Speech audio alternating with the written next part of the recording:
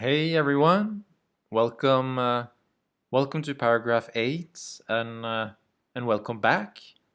It's been it's been a whole 2 years since I made one of these videos and here I am. I really missed I missed making them. I missed reading this book really thoroughly because I never really read it really thoroughly. I've bits and pieces. And yeah, it feels really good to be back and really study. And um, yeah, hopefully I get time to keep doing this. Yeah, so today we're at paragraph 8, and paragraph 8 is a continuation of paragraph 2. And if you haven't watched or you don't remember paragraph 2, there's a link to it up top.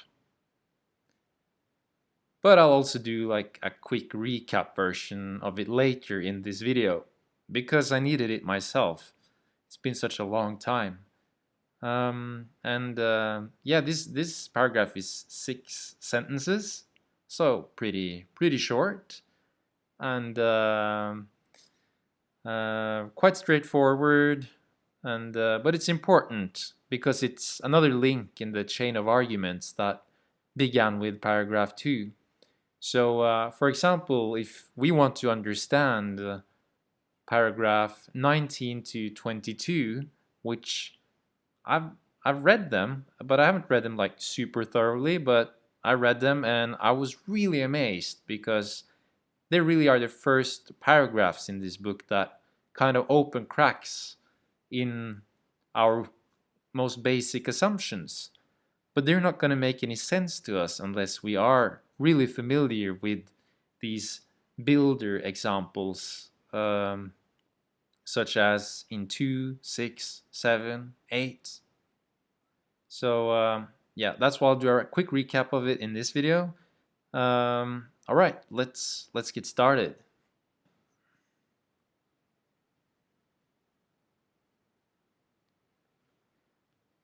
Okay.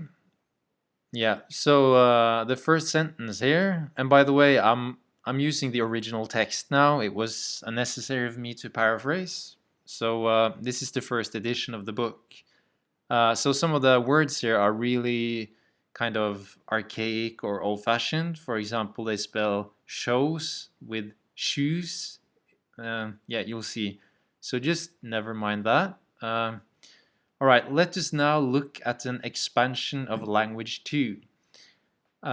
So yeah, quick recap of paragraph 2. There's a language, the language of 2. It consists of 4 words: block, beam, slab, and pillar. And the point of this language is to isolate instances of communication so that we can more easily see what goes on when we communicate by words.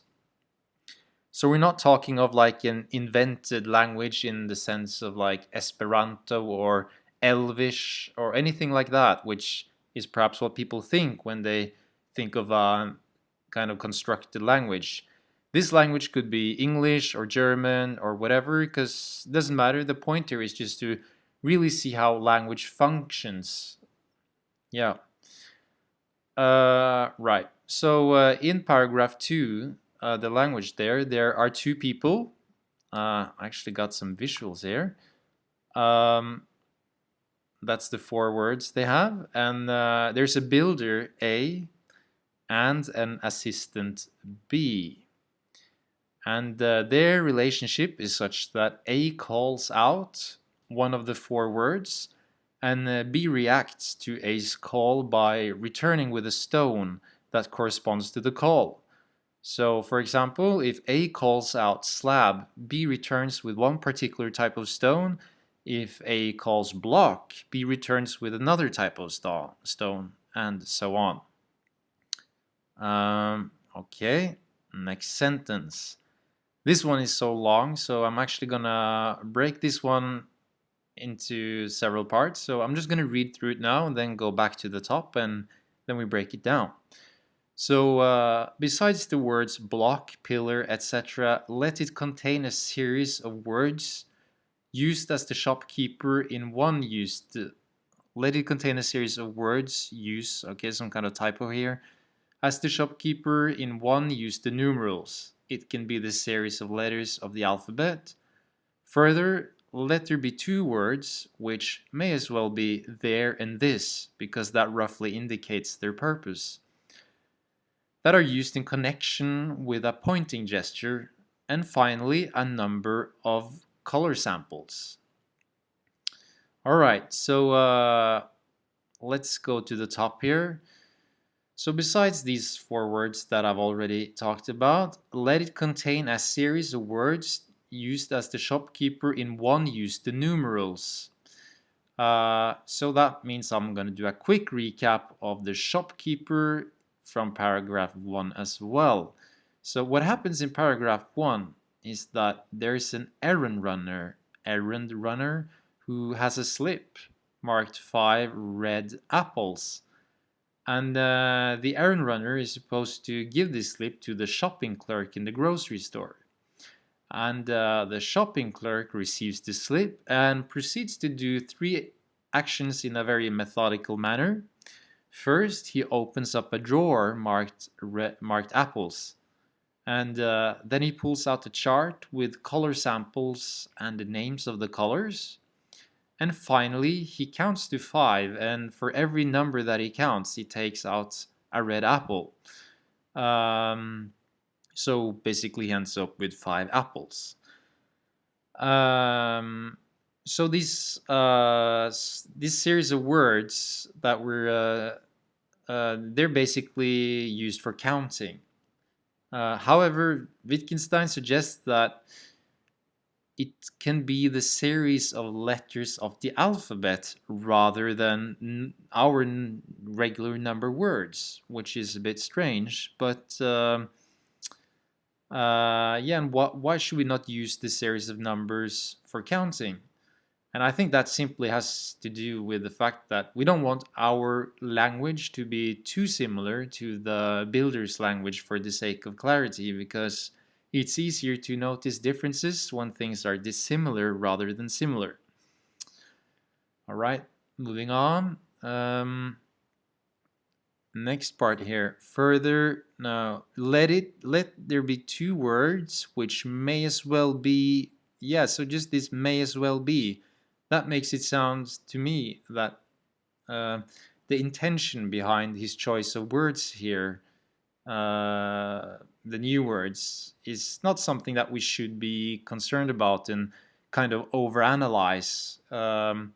It seems like there could be other words. There's nothing particular about this. However, I think there's a clear intention here, and I'll get back to that later. Anyway, further, let there be two words which may as well be there and this, because that roughly indicates their purpose. So this is the only part about the sentence which is a bit cryptic. But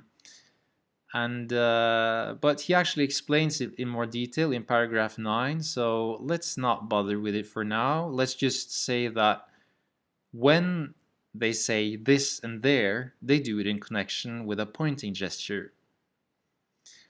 Yeah. And finally, a number of color samples. So that's just like the color samples from like here in the shopkeeper. All right, sentence 3. A gives an order like D slab there.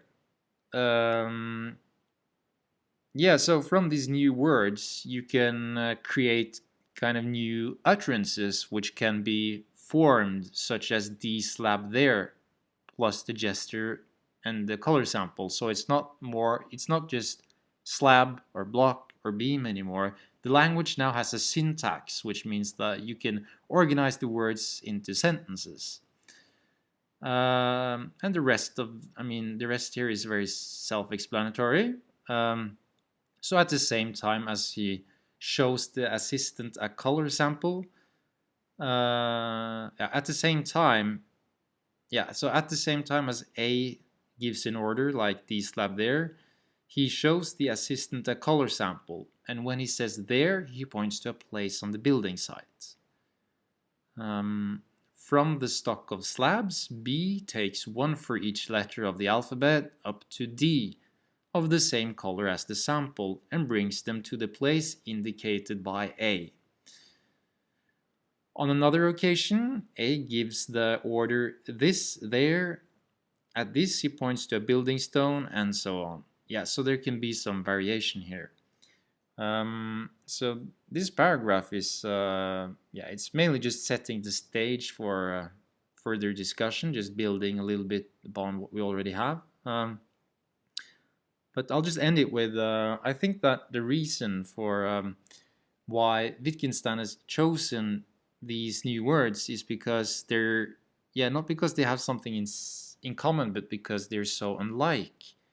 So slab, block, beam, etc., they're all commands. It's something that A says, and then it kind of commands B to go and do something. Whereas the letters of the alphabet, such as A, B, C, D, they form a series. They're a series, and they're a part of the act of counting. This and there, they are words that only make sense in connection with a gesture. And finally, the color samples, they're not words at all, yet they still communicate. All right, we'll just end it there. And in paragraph 9, we will look at how do we actually teach the new tribe members these new words. Yeah, that's about it. Bye for now.